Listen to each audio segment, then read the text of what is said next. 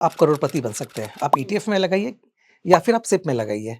दोनों का लास्ट जो डेस्टिनी है वो क्या है? करोड़पति बनना। टाइम आपके पास है तो आप ईटीएफ में इन्वेस्ट कीजिए। अगर आप न्यू बिगिनर हैं तो मुझे ऐसा लगता है कि आपको म्यूचुअल फंड के सिप में इन्वेस्ट करना चाहिए। म्यूचुअल फंड, सिप की और ईटीएफ के लिए कोई टाइम आपको देखने की ज़रूरत नहीं है। जब भी आप इन्वेस्ट करो वो सही टाइम है। अगर आपको ईटीएफ की तरफ ही जाना है तो आपको निफ्टी 50 में इन्वेस्ट करना चाहिए। हेलो नमस्कार, बहुत स्वागत है दोस्तों आपका हमारे इस खास पॉडकास्ट स्मार्ट एसआईपी में। मैं हूं आपके साथ संध्या बेस्ट। दोस्तों, आपकी फाइनेंशियल जर्नी को बेहतर बनाने के लिए एक बार फिर मैं आप लोगों के साथ जुड़ चुकी हूं नए टॉपिक को लेकर। जैसे कि एसआईपी और म्यूचुअल फंड की तो अक्सर हम अपने पॉडकास्ट में बात करते ही हैं, लेकिन आज जो टॉपिक है वो थोड़ा हटके होने वाला है, क्योंकि म्यूचुअल फंड एसआईपी और ईटीएफ एसआईपी के बारे में इस पॉडकास्ट के जरिए हम जानेंगे कि आखिर ईटीएफ एसआईपी होता क्या है। क्या ये म्यूचुअल फंड एसआईपी से बेहतर है? और अगर आप इसमें निवेश करने की सोच रहे हैं तो आने वाले भविष्य में ये आपको अच्छा फंड दे सकता है, यानी कि बेहतर रिटर्न दे सकता है। और इसके कितने बेनिफिट्स होते हैं, इन्वेस्ट करने का तरीका क्या होता है, कई तरह के सवाल इस पॉडकास्ट के जरिए इंटरेस्टिंग होने वाले हैं। और इन सब सवालों का जवाब जानने के लिए मेरे साथ स्टूडियो में फिर से जुड़ चुके हैं मेरे खास मेहमान के प्रहलाद, जो म्यूचुअल फंड और पर्सनल फाइनेंस के एक्सपर्ट तो हैं ही और साथ ही गुल्लक थ्योरी के को फाउंडर भी हैं। बहुत वेलकम, बहुत स्वागत प्रहलाद जी एक बार फिर से आपका मेरे साथ इस पॉडकास्ट में। तो जैसे कि आज का ये टॉपिक है एसआईपी, म्यूचुअल फंड, करोड़ों की बात तो हम करते ही हैं सर, लेकिन आज नया टॉपिक है ईटीएफ एसआईपी का क्रेज भी तेजी से बढ़ रहा है। क्या कहेंगे? पहले तो सबसे पहले जो लोगों को नहीं पता इसके बारे में कि आखिर ईटीएफ एसआईपी क्या होता है, मैं चाहूंगी उनको बताएं आपकी आखिर ये क्या चीज है। शुक्रिया संध्या जी। आज का जो टॉपिक है बहुत ही इंटरेस्टिंग टॉपिक है और आज के डेट में मार्केट में काफ़ी जो ईटीएफ की हम बात करें, लोग ईटीएफ की तरह इन्वेस्टमेंट भी कर रहे हैं। स्टॉक मार्केट में ना इन्वेस्ट करने के 2 तरीके हैं। या तो आप म्यूचुअल फंड के थ्रू कर सकते हैं। म्यूचुअल फंड में क्या होता है, म्यूचुअल फंड सिर्फ क्या होता है कि आप एक तय रकम हर महीने अपने फंड मैनेजर को देते हैं और वो उसको प्रोफेशनली मैनेज करता है। अगर मैं ईटीएफ की बात करूँ तो ईटीएफ के अंदर आप डायरेक्ट इन्वेस्ट करते हैं स्टॉक मार्केट के अंदर और वहाँ से आप इन्वेस्ट करते हैं। ईटीएफ की अगर हम बात करें तो उसमें थोड़ा-सा रिस्क ज़्यादा होता है, क्योंकि आपको उसमें रिसर्च करने की ज़रूरत है कि कौन-सा ईटीएफ लेना है, कब लेना है। वो क्योंकि आप उतने एक्सपर्ट नहीं होते। बट अगर मैं म्यूचुअल फंड की बात करूँ तो म्यूचुअल फंड आपके लिए जो प्रोफेशनल एडवाइज़र है वो उसमें इन्वेस्ट करता है, स्टॉक मार्केट में इन्वेस्ट करता है। वो उसी तरीके से है कि म्यूचुअल फंड लाइक एक ऑटो मोड पायलट, राइट? जो आपके लिए इन्वेस्ट कर रहा है। और मैं ईटीएफ की बात करूँ, तो ईटीएफ क्या होता है? ईटीएफ ये होता है कि आप मैनुअल ड्राइव कर रहे हो। तो दोनों में automated pilot and manual drive का फ़र्क है। सर, जैसे कि आपने ईटीएफ के बारे में तो बताया, लेकिन कहीं ना कहीं डिफरेंस भी होता है। जैसे कि हालांकि आपने ये भी बोला कि इसमें खुद ही इतनी चीज़ें पता होनी चाहिए कि खुद कैसे इन्वेस्ट करना है। ईटीएफ में, म्यूचुअल फंड में यह है कि मैनेजर हर चीज़ बारीकी से देखता है और कहाँ पे आपको प्रॉफिट हो रहा है, किस तरीके से, कौन से स्टॉक में आपको पैसा लगाना है, ये तमाम चीज़ें आपका मैनेजर हैंडल करता है। लेकिन इनमें डिफरेंस क्या है सर? अंतर से कैसे समझा जाए? सी, अगर मैं म्यूचुअल फंड की बात करूँ तो थोड़ा-सा एक्सपेंस रेशियो ज़्यादा होता है। हम्म। क्यों एक्सपेंस रेशियो ज़्यादा होता है? क्योंकि आपके लिए जो प्रोफेशनल फंड मैनेजर है, वो आपका पैसा इन्वेस्ट करता है। हम्म। ईटीएफ क्या होता है कि आप डायरेक्ट इन्वेस्ट करते हैं, तो वहाँ पे एक्सपेंस रेशियो कम होता है। लेकिन अगर हम बात करें, अगर कोई भी प्रोडक्ट्स, कोई भी इन्वेस्टमेंट अगर प्रोफेशनली मैनेज किया जाता है, तो वहाँ पे रिवार्ड आपको ज़्यादा मिलेगा, राइट? ईटीएफ के अंदर आपको टाइम भी लगाना है, आपको एक्सपर्टीज़ भी चाहिए। अगर आप एक्सपर्ट हो, टाइम आपके पास है, तो आप ईटीएफ में इन्वेस्ट कीजिए। अदरवाइज़ मुझे ऐसा लगता है और सबका मानना है कि हमें म्यूचुअल फंड की सिप की तरह इन्वेस्ट करना चाहिए, ताकि आपका पैसा प्रोफेशनली मैनेज्ड हो। हम्म। अच्छा, आपने तो कहा कि इसमें नॉलेज होनी ज़रूरी है, वही लोग ही अच्छे से इन्वेस्ट इसमें कर पाएंगे। लेकिन जो अगर न्यू बिगिनर है सर, तो उनके बिहाफ में क्या कहना चाहेंगे कि उनको ये करना चाहिए? सही, अगर आप न्यू बिगिनर हैं तो मुझे ऐसा लगता है कि आपको म्यूचुअल फंड के सिप में इन्वेस्ट करना चाहिए, क्योंकि आप एक प्रोफेशनल फंड मैनेजर को अपॉइंट कर रहे हो आपके फंड को मैनेज करने के लिए। अ, अगर आपको तजुर्बा है इस मार्केट का, जोखिम आप ले सकते हो, अगर जोखिम का अनुभव है, तभी आपको ईटीएफ में इन्वेस्ट करना चाहिए। अदरवाइज ऑलवेज आपको प्रेफर करना चाहिए कि आप म्यूचुअल फंड के सिप में जाइए, ताकि आपके पैसे अच्छे से मैनेज हो सके। हम्म। एक्सचेंज ट्रेड फंड जैसे कि ईटीएफ की हम बात ही कर रहे हैं, सर क्या कहेंगे कि दोनों में फ़ायदा कहाँ है? क्योंकि देखिए फ़ायदे की ही बात होती है, भाई किसी को पैसा लगाना है, किसी स्टॉक को खरीदना है, तो अगर वो मैनेजर से बात कर रहे हैं या कोई अनुभवी निवेशक है, तो वो उसे पता है कि कहाँ पे मुझे क्या करना है। फ़ायदे की ही पूरी बात होती है कि कहाँ पे उसे ज़्यादा रिटर्न मिले, तो दोनों में ज़्यादा फ़ायदा किसमें है? सी इसको हम 3 तरीके से देख सकते हैं कि आपका अनुभव कितना है मार्केट में। आप जोखिम कितना ले सकते हैं अपने पैसे पे, राइट? और तीसरा आपको सुविधा चाहिए या कॉस्ट एफिशिएंसी चाहिए? अगर आपको लगता है कि नहीं मुझे सुविधा चाहिए, आपके बदले में कोई फंड मैनेजर आपके लिए काम करे, तो आप म्यूचुअल फंड में चाहिए। बट आपको लगता नहीं मुझे कॉस्ट एफिशिएंसी भी चाहिए कि भई हमें अपने पैसे को ज़्यादा बढ़ाना है। अगर आपको ज़्यादा अपने पैसे को बढ़ाना है तो आपको मार्केट में रहना पड़ेगा, मार्केट सीखना पड़ेगा कि कैसे इन्वेस्टमेंट करते हैं, तब आप ईटीएफ कीजिए। अदरवाइज़ ऑलवेज़ ये एडवाइज़ेबल होता है बिगिनर्स के लिए, जो नए-नए मार्केट में इन्वेस्ट करने करने की सोच रहे हैं, उनको ऑलवेज़ सिर्फ़ इन्वेस्टमेंट के थ्रू करना चाहिए। हुँ। सर लेकिन कहाँ कैसे इसकी शुरुआत की जा सकती है? मतलब कैसे-कैसे निवेश किया जा सकता है इसमें? सी आप ये देखिए कि लास्ट 4-5 साल में का आप पैटर्न देखिए कि कौन-सा म्यूचुअल फंड कितना रिटर्न दिया है? आपकी रिस्क एपेटाइट कितनी है? आपका माइलस्टोन क्या है? आपको कितने साल की अवधि के लिए पैसा जमा करना है? उस हिसाब से आप अपने फंड को सिलेक्शन कर सकते हैं। ये मायने नहीं रखता कि आप कौन से फंड में जा रहे हैं। मायने ये रखता है कि आपका सिलेक्शंस कैसा है, आपका माइलस्टोन क्या है? ईटीएफ या सिर्फ़ म्यूचुअल फंड्स, दोनों रास्ते हैं इन्वेस्टमेंट के, लेकिन आपको ये चुनना है कि आप जोखिम कितना ले सकते हैं और आपका जो गोल है वो क्या है? उस हिसाब से इन्वेस्टमेंट की तैयारी आपको करनी चाहिए। मतलब जोखिम देखना इसमें ज़रूरी है। जब ज़रूरी वो है। देखेंगे तो ही इन्वेस्ट कर सकेंगे, नहीं तो पैसा फँस जाएगा। बिल्कुल, बिल्कुल, जो न्यू बिगिनर्स है, जो नए-नए मार्केट में आ रहे हैं ना, उनको सबसे पहले ये देखना चाहिए कि अ, इंटरेस्ट नहीं देखना चाहिए, एप्रिसिएशन नहीं देखना चाहिए। उनको ये देखना चाहिए कि एक हैबिट फॉर्मेशन हो रहा है। जब आपका एक बार हैबिट फॉर्मेशन हो गया ना, तो आप अपने पैसे पे रिस्क ले सकते हो, तब आपको ज़्यादा रिवॉर्ड भी मिल सकता है। लेकिन अगर इनिशियली आपने ईटीएफ में इन्वेस्ट करना शुरू कर दिया, जोखिम तो है ही उसमें और आपको नुकसान हो गया, तो शायद आप इस मार्केट में फिर कभी इन्वेस्ट कर भी नहीं पाओगे। तो हमेशा मेरा ऐसा ही मानना है कि जब भी आप शुरुआत करें अपने इन्वेस्टमेंट जर्नी का, तो आप सिर्फ़ इन्वेस्टमेंट के थ्रू जाइए, जहाँ पे आप अपने रिस्क को कम करते हैं और आपके लिए कोई जो प्रोफ़ेशनल एडवाइज़र वो आपके लिए काम करते हैं। सर लॉन्ग टर्म की जैसे कि आप हमेशा इसको लेकर जोर हुँ। देते हो, इसमें क्या एडवाइस करेंगे आप ईटीएफ को लेकर? अ, ईटीएफ लॉन्ग टर्म में तो बहुत अ, अच्छा हो सकता है क्योंकि उसमें एक्सपेंस रेशियो थोड़ा-सा कम है, हाँ, म्यूचुअल फंड के कंपैरिजन। कंपैरिज़न में अगर हम बात करें। बट उसके लिए आपको एक्सपर्टीज़ भी चाहिए। क्यों? क्योंकि आप खुद उसमें इन्वेस्ट कर रहे हो। आपको गाइड करने वाला कोई नहीं है, राइट? अ, आई थिंक आप और हम जब भी किसी ड्राइव पे निकलते हैं या किसी डेस्टिनेशन के लिए जाते हैं, कार ड्राइव करते हैं, तो सबसे पहले क्या करते हैं? हम गूगल मैप ऑन कर लेते हैं। बिल्कुल। गूगल मैप क्या करता है? आपको रास्ता बताता है कि आप इस रास्ते से जाइए, इस रास्ते से जाइए, तो आप आराम से अपने मंज़िल तक डेस्टिनी पर हाँ, पहुँच पहुँच जाते जाते हैं। हैं। ये म्यूचुअल फंडशिप है कि आपके लिए जो आपका फंड मैनेजर है, it's like a Google map. इसमें ईटीएफ की बात करें, अगर मैं ईटीएफ की बात करूँ, तो इसमें आपका कोई गूगल मैप नहीं है। आप खुद पायलट हैं, अच्छा। राइट? मार्केट कभी अप, कभी डाउन। आपको अगर आपके पास में तजुर्बा नहीं है, तो आप रास्ते भटक सकते हैं। इसीलिए ऑलवेज़ ऐसा लेकिन सर अगर कोई बिगिनर वो कहते हैं रिस्क लेना चाहे फिर? आप ले सकते हैं, लेकिन रिस्क लेने से पहले आप उस चीज़ को समझिए। आप मार्केट को समझिए, उसके बारे में पढ़िए, स्टडी कीजिए। लास्ट 5 इयर्स, 10 इयर्स का पैटर्न देखिए कि मार्केट कहाँ, कब-कब, कैसे, किस-किस परिस्थिति में ऊपर गया है, नीचे गया है। अगर आपको ये सब का तजुर्बा है, आप सीखना चाहते हैं, तो आपको ज़रूर करना चाहिए ईटीएफ। लेकिन मेरा ऐसा मानना है कि कभी भी स्टार्ट जब आप करें, तो रिस्क ज़्यादा मत लीजिए। नहीं तो फिर आगे आपके लिए दिक्कत हो सकती है। सर ज़्यादा पैसा कहाँ बनेगा? करोड़पति की बात तो हम करते रहते हैं कि भई एसआईपी में पैसा लगाओ, करोड़पति बन जाओ। तो ईटीएफ में पैसे लगाने के क्या बेनिफिट्स हैं सर? दोनों जगह आप करोड़पति बन सकते हैं। आप ईटीएफ में लगाइए या फिर आप सिप में लगाइए।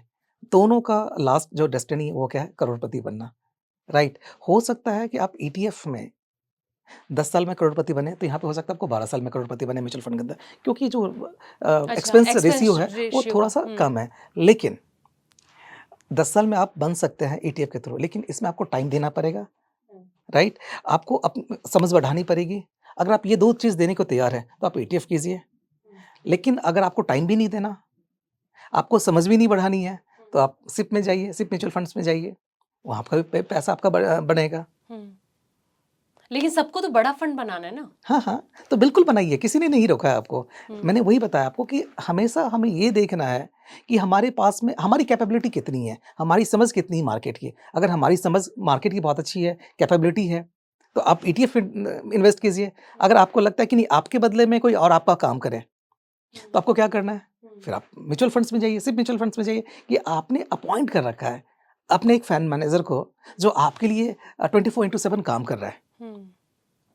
अच्छा सर, पोर्टफोलियो अगर डाइवर्सिफिकेशन की मैं बात करूं कि ये ज़्यादा अट्रैक्टिव बने, तो किससे बन सकता है सर ये? अगर हम एसेट एलोकेशन की बात करें, है ना? तो मुझे ऐसा लगता है कि एक सर्टेन टाइम करने के बाद, आज आपने स्टार्ट किया सिर्फ़ म्यूचुअल फंड से, 2 साल, 3 साल, 4 साल का आपने मार्केट को समझा, जाना, फिर आप म्यूचुअल फंड से शिफ्ट कर सकते हैं ईटीएफ की तरफ, राइट? और दोनों का बैलेंस्ड पोर्टफोलियो आपके पास में होना चाहिए। सपोज़ अगर आप 1 लाख रुपीज़ इन्वेस्ट कर रहे हैं, तो मुझे ऐसा लगता है कि आप 60,000 रुपीज़ म्यूचुअल फंड्स को दीजिए और 40,000 रुपीज़ आप ईटीएफ को दीजिए। ताकि 60% पैसा आपका प्रोफेशनली मैनेज हो रहा है और 40% पे आप जोखिम लीजिए। हो सकता है वो 40% में जिस पे आप जोखिम ले रहे हैं, वो आपको ज़्यादा रिवॉर्ड दे दें, राइट? तो दोनों का बैलेंस पोर्टफोलियो होना चाहिए।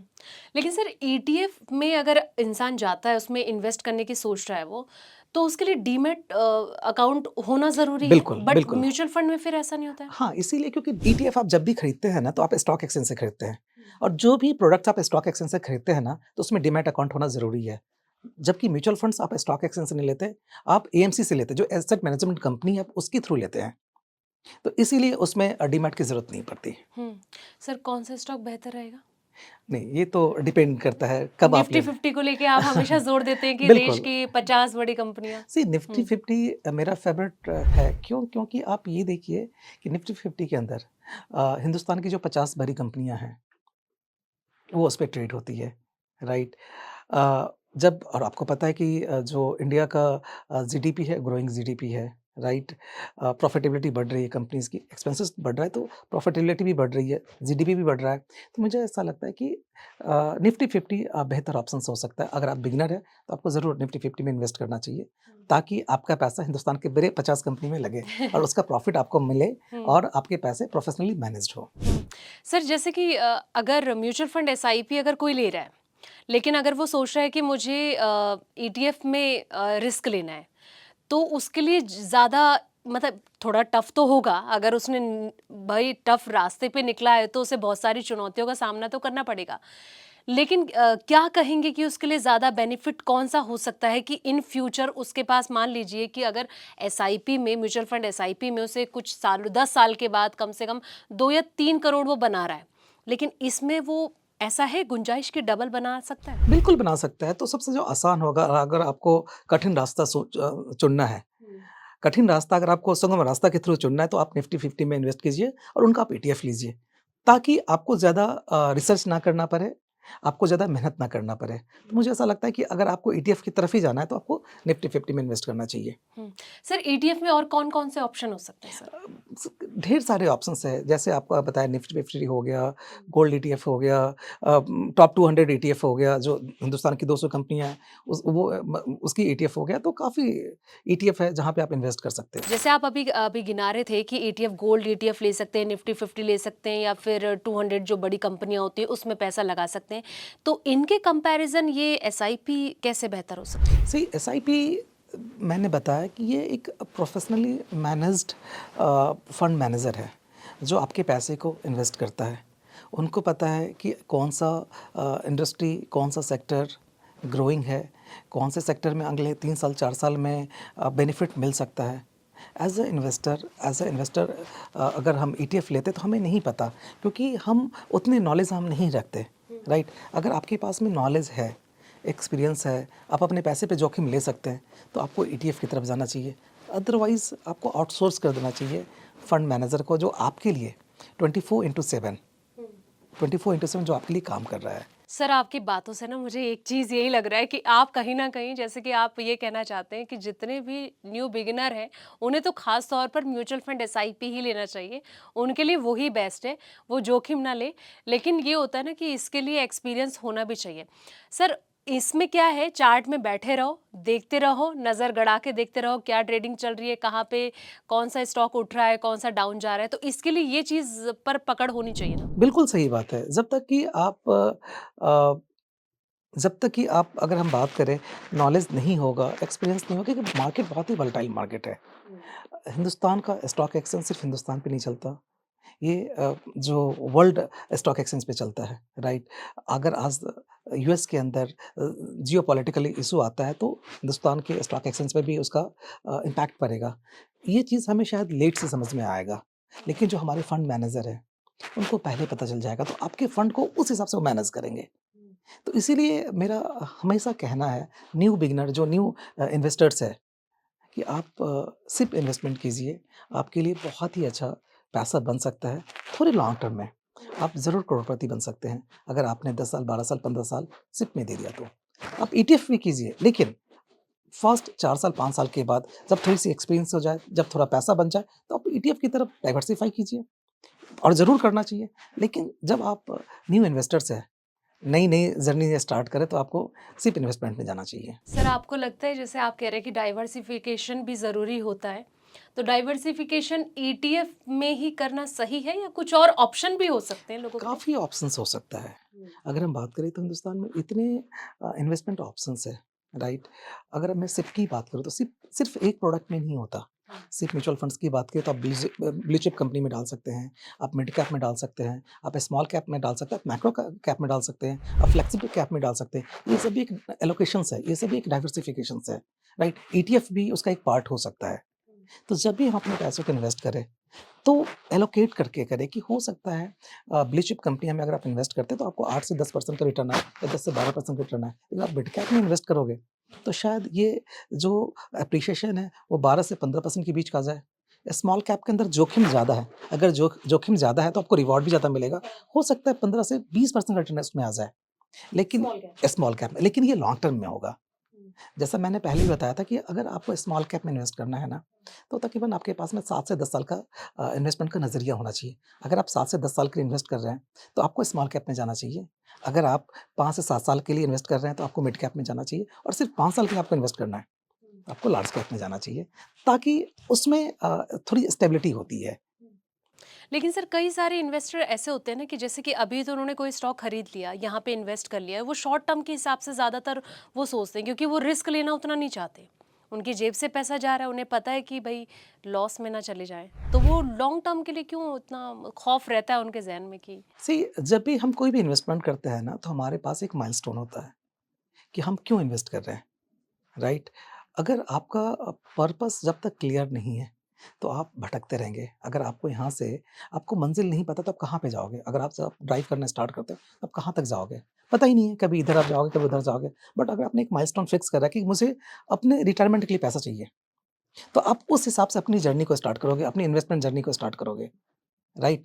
तो ऐसा देखा गया है जो आप डे ट्रेडिंग करके ना पैसा पोर्टफोलियो बिल्ड नहीं कर सकते। क्यों नहीं कर सकते? क्योंकि डे ट्रेडिंग बहुत ही कॉम्प्लिकेशंस वाली होती है। यू नेवर नो कि आज मार्केट ऊपर जाएगा, नीचे जाएगा। सीज़न को प्रिडिक्ट कर सकते हैं हम कि इस साल बारिश होगी। किस दिन बारिश होगी ये प्रिडिक्ट करना थोड़ा-सा डिफ़िकल्ट है। बट आप सीज़न प्रिडिक्ट कर सकते हो। उसी तरीके से स्टॉक मार्केट अच्छा होगा ये प्रिडिक्ट करना आसान है। लेकिन किस दिन मार्केट ग्रीन में गिरेगा? जाएगा और किस दिन बिल्कुल। मार्केट रेड में जाएगा हुँ, ये प्रिडिक्ट करना बहुत मुश्किल है। हुँ। ये मैं आपको दावे से कह सकता हूँ कि अगले 5 साल अगर आप इन्वेस्टेड रहोगे, तो आपको 12 से 15% का रिटर्न मिलेगा। मैं ऐसा क्यों बोल रहा हूँ कि लास्ट 50, 60, 70 इयर्स का ऐसा ट्रेंड है। लेकिन ये कहना बहुत ही मुश्किल है कि आपको उस दिन 2% का रिटर्न आ जाएगा या उस दिन 3% का रिटर्न आ जाएगा। तो ऑलवेज़ आप अपने माइलस्टोन को देखिए, मंज़िल को देखिए, उस हिसाब से अपनी इन्वेस्टमेंट जर्नी को चलाइए। हुँ।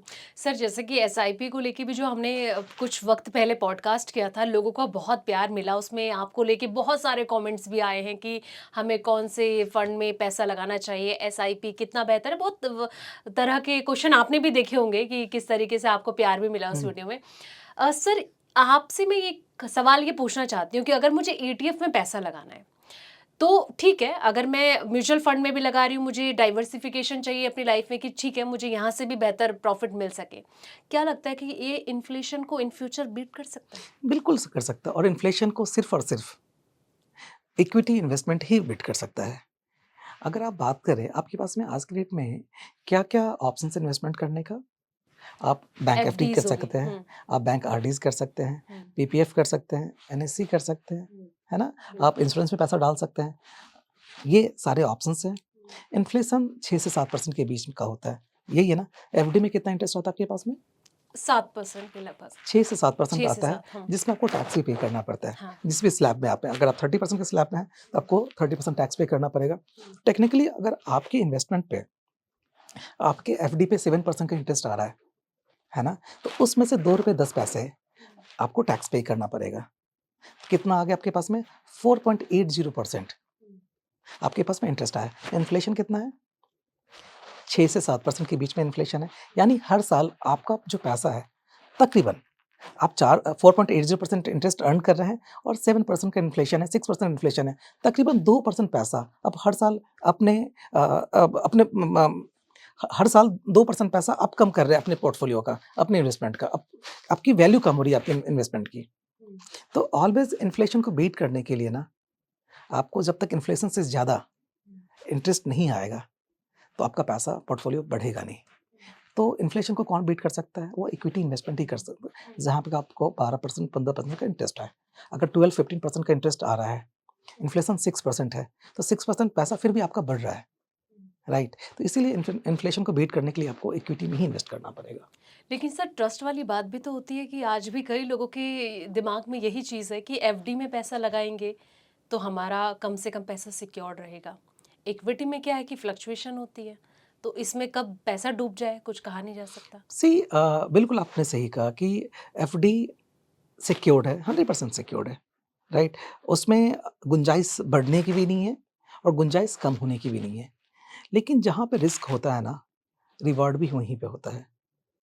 आप कौन-सी कंपनी में पैसा लगा रहे हैं? आपके फंड मैनेजर कैसा है? उनका ट्रैक रिकॉर्ड कैसा है? अगर ये सब आप देखेंगे ना, तो फिर आपको डरने की ज़रूरत नहीं है। इस मार्केट में जो भी अ, आज तक इन्वेस्ट किया है और जिनका टाइम इन्वेस्टमेंट का 7 से 10 साल का है ना, कभी भी वो नुकसान में नहीं जा सकता है। अगर आपका 1 साल, 2 साल का है तो आप बैंक एफडी कीजिए, बट आपका नज़रिया 5 साल और 5 साल से ज़्यादा है, तभी आपको ऐसे मार्केट में आना चाहिए, म्यूचुअल फंड्स में आना चाहिए, ईटीएफ में जाना चाहिए। उससे कम का है तो आप बैंक एफडीज़ कीजिए, आप आरडी में पैसा इन्वेस्ट कीजिए, लेकिन उसमें फिर आपको कोई रिवॉर्ड नहीं मिलेगा। जितना इन्फ्लेशन है, उतना इंटरेस्ट मिलेगा, यानी आपका पैसा कभी नहीं बढ़ेगा। अगर आज आपके पास 1 करोड़ रुपए है तो आज से 10 साल बाद भी वो 1 करोड़ रुपए ही होगा, उसकी वैल्यू कम होगी, बढ़ेगा नहीं। तो इसीलिए अगर आपको अपने पैसे को बढ़ाना है, तो आपको ऐसा प्रोडक्ट चूज़ करना चाहिए, जहाँ पे इन्फ्लेशन से ज़्यादा इंटरेस्ट आए। सर, प्रोडक्ट की आप बात कर रहे हैं, मैं चाहूँगी कि आप बताएँ कुछ कि ठीक है, कहाँ पे निवेश का उन्हें बेहतर ज़रिया मिल सकता है, बेहतर अच्छा रिज़ल्ट मिल सकता है? निवेश की अगर हम बात करें, तो आपके पास में जो ऑप्शंस है कि आपका सबसे पहले हमें ये देखना होता है कि हमारी माइलस्टोन क्या है, हम क्यों इन्वेस्ट कर रहे हैं? जब तक पर्पस हमें क्लियर नहीं होगा ना, तो फिर हम उस जर्नी पे नहीं जाएँगे। आपको ये देखना है कि आपका इन्वेस्टमेंट का टाइम हॉरिज़न कितना है? आप इन्वेस्ट क्यों कर रहे हैं? अगर आपको रिटायरमेंट के लिए करना है, तो आप ये देखेंगे मुझे अब अगले 25 इयर्स, 30 इयर्स में हमें पैसा एक्यूमुलेट करना है। बट अगर आपको ये तो हो गया आपका लॉन्ग टर्म गोल। अगर आप मिड टर्म गोल की बात करें, अगर आपको लगता है कि आज से 10 साल का मुझे घर खरीदना है, तो आप उस हिसाब से इन्वेस्ट करेंगे। अगर आपको लगता है आज से 4 साल, 5 साल बाद मुझे अपने लिए एक गाड़ी खरीदनी है, राइट? जिसका वर्थ मान लेते हैं 50 लाख रुपीज़ है, तो आपको उस हिसाब से इन्वेस्ट करना पड़ेगा। तो सबसे पहले हमारे सामने माइलस्टोन होनी चाहिए। सबसे पहले हमारे सामने पर्पस होना चाहिए कि हमारा पर्पस क्या है इन्वेस्टमेंट का। उस हिसाब से फिर बैकवर्ड कैलकुलेशन करना चाहिए। सर, जैसे करोड़ों की बात तो हम कर रहे हैं, लेकिन वो होता है ना कि कुछ वक़्त के बाद 1 करोड़ का फंड तैयार हो जाएगा। इन्फ्लेशन जिस तेज़ी के साथ बढ़ रहा है, ऐसा लगता है कि वो 1 करोड़ की क्या ही वैल्यू रहेगी। तो ऐसे में क्या करना चाहिए लोगों को? इन्फ्लेशन को बीट करने के लिए जब तक इन्फ्लेशन से ज़्यादा इंटरेस्ट नहीं मिलेगा ना, तब तक आपका पैसा ग्रो कभी नहीं हो सकता, है ना? वो कैसे बीट हो सकता है? इन्फ्लेशन अगर 6% है, तो आपको 6% से ज़्यादा इंटरेस्ट अर्न करना पड़ेगा।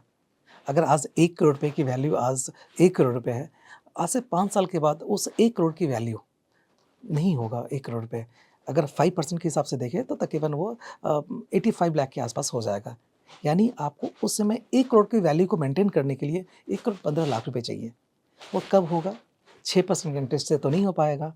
उसके लिए आपको थोड़ा-सा रिस्क लेना इक्विटी। पड़ेगा। आपको इक्विटी इन्वेस्टमेंट में जाना पड़ेगा, जहाँ पे आपको 12%, 15%, 10% का इंटरेस्ट मिले, ताकि आपका पैसा इन्फ्लेशन को बीट करते हुए एक बड़ा-सा कॉर्पस बन जाए। सर जैसे कि ईटीएफ को लेकर हम बात कर रहे थे, आपने कई सारे उसकी क्वालिटीज़ गिनाई। मैं चाहूँगी कि आखिर में एक बार इसकी मतलब कुछ जो कहते हैं ना कि अगर कोई चीज़ शुरू करे, किसी चीज़ में अच्छाई नज़र आ रही है, फ़ायदे नज़र आ रहे हैं, तो उसके कुछ डिसएडवांटेज भी होते हैं। तो सर इसके कुछ डिसएडवांटेज भी हैं, जो लोगों को समझना चाहिए? म्यूचुअल फंड्स की आप बात कर रहे हैं ईटीएफ नहीं, की अगर? ETF ETF ETF SIP. सी डिसएडवांटेज क्या है कि बिना सोचे समझे अगर आप इन्वेस्ट करेंगे, क्योंकि इसमें आपका कोई नेविगेटर नहीं है, आपको गाइड करने वाला नहीं है, तो जोखिम हो सकता है। अगर आप एक्सपर्ट हैं, आपको मार्केट का तजुर्बा हो रखा है और आपको लगता है कि आप अपने पैसे को अच्छे से मैनेज कर सकते हैं, राइट? जब आपकी ड्राइविंग स्किल्स अच्छी हो गई है, तो आप ड्राइव कर सकते हैं, यानी खुद ईटीएफ में इन्वेस्ट कर सकते हैं। अगर ड्राइविंग स्किल्स अच्छी नहीं है, तो आप किसी ड्राइवर को रखिए जो आपके लिए ड्राइव कर सके, यानी आप अपने फंड मैनेजर को पैसा दीजिए, वो आपके बदले में इन्वेस्ट कर सके। सी ईटीएफ और म्यूचुअल फंड दोनों सही है, डिपेंड करता है कि कौन से समय पे आप कौन सा म्यूचुअल फंड या ईटीएफ चूज़ कर रहे हो। सही समय बहुत ज़रूरी है। सही समय कैसे पता चलेगा? जब आप इन्वेस्ट करोगे, राइट? जब आपके पास में तजुर्बा होगा और जब मार्केट फेवरेबल होगा। हुँ। टाइमिंग का बहुत इश्यू है सर इसमें। ऑफ कोर्स टाइमिंग का इशू तो होता ही है, किसी भी इन्वेस्टमेंट की अगर हम बात करें। अगर मार्केट डिप पे है, मार्केट करेक्ट हो चुका है, तो आपको इन्वेस्ट करोगे तो ज़्यादा एनएवी मिलेगा आपको, ईटीएफ सस्ते रेट पे मिलेगा, राइट? लेकिन जब भी हम ईटीएफ की बात करते हैं और म्यूचुअल फंड सिप की बात करते हैं, तो वो मार्केट की जो टाइमिंग है ना, उसको वो मैनेज करता है। क्यों करता है? क्योंकि आप हर महीने इन्वेस्ट कर रहे हो। मार्केट ऊपर जा रहा है, तो आपके फंड वैल्यू बढ़ रहा है और मार्केट नीचे जा रहा है, तो जो आपके नंबर ऑफ यूनिट्स है, वो ज़्यादा एक्यूमुलेट हो रहा है। तो सिप या ईटीएफ का ये फ़ायदा है कि आपके मार्केट के हर लेवल का आपको बेनिफिट मिल रहा है। लेकिन जब आप लमसम इन्वेस्ट कर रहे हो, अगर लमसम इन्वेस्ट कर रहे हो, तो आपको उस समय देखना चाहिए कि मार्केट किस लेवल पे है, नीचे है, ऊपर है, राइट? आप अपने पैसे पे कितना रिस्क ले सकते हो, आपका टाइम हॉरिज़न कितना है। लेकिन म्यूचुअल फंड, सिप की और ईटीएफ के लिए कोई टाइम आपको देखने की ज़रूरत नहीं है। जब भी आप इन्वेस्ट करो, वो सही टाइम है।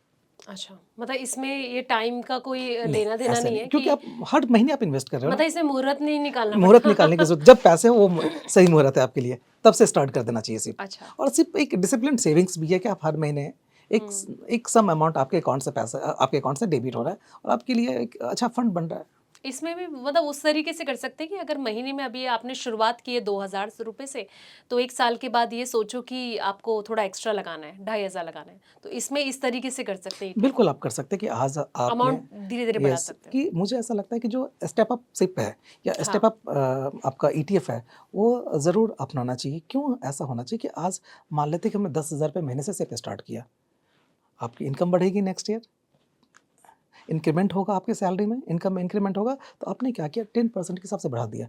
इस साल आप 10,000 रुपए कर रहे हो, तो नेक्स्ट ईयर आप उसको 11,000 रुपए कर लो, फिर उसके बाद उसको और बढ़ा लो। ऐसे स्टेप अप करोगे तो आपका कॉर्पस जल्दी क्रिएट होगा। तो ऑलवेज़ स्टेप अप जो इन्वेस्टमेंट है वो ज़्यादा अच्छा माना गया है। तो मतलब आप ये आखिर में यही कहेंगे कि mutual fund SIP, ETF SIP दोनों ही बेस्ट हैं? दोनों सही है, हुँ। ऐसा नहीं है, दोनों सही है, डिपेंड करता है कि आप सही टाइम पे कौन-सा सही प्रोडक्ट चूज़ करते हो। हुँ, ठीक है। बहुत-बहुत शुक्रिया सर, ये तमाम जानकारी हमारे दर्शकों तक पहुँचाने के लिए। तो जैसे कि आज नए टॉपिक के साथ हम आपके साथ जुड़े थे, कहीं न कहीं अगर आप भी सोच रहे हैं कि ईटीएफ में आपको पैसा लगाना है, ईटीएफ एसआईपी लेनी है, तो जैसा कि प्रहलाद जी ने तमाम चीज़ें बताई कि किन-किन चीज़ों का आपको ध्यान रखना है, आपके पास नॉलेज होनी चाहिए और इससे कहीं न कहीं आप इन फ्यूचर बेहतर फंड तैयार कर सकते हैं। तो अगर आपने इन सब चीज़ों का ध्यान रखा तो आने वाले वक्त में इससे आपको फ़ायदा हो सकता है। उम्मीद है ये पॉडकास्ट आपको पसंद आया होगा। आपके कोई भी सवाल है या कोई भी चीज़ आपके ज़हन में है तो आप कमेंट सेक्शन में जाके अपना सवाल लिख सकते हैं। उम्मीद है प्रहलाद जी उस सवाल का जवाब आपको दें। फिलहाल इस पॉडकास्ट में इतना ही जानकारी भरे ऐसे ही तमाम वीडियोज़ के लिए और अगले पॉडकास्ट में फिर मिलेंगे नए इंटरेस्टिंग टॉपिक के साथ। तब तक के लिए नमस्कार।